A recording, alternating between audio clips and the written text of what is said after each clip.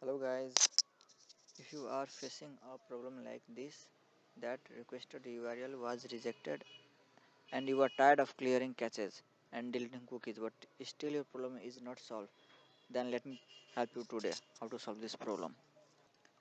If you are still facing the problem like this, then the problem is with your photos. WLOT 2024 is not accepting the photos which is cropped from the Photoshop.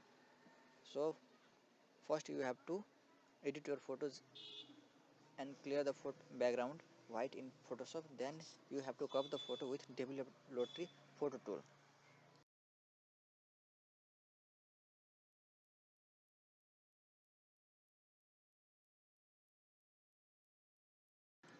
So first you guys edit your photo in Photoshop and clear the background white in the Photoshop.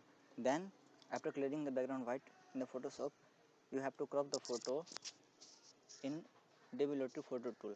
Just open the photo tool in Double Lottery and upload the photo as I have uploaded there, and crop the photo and upload it while submitting the Double Lottery form.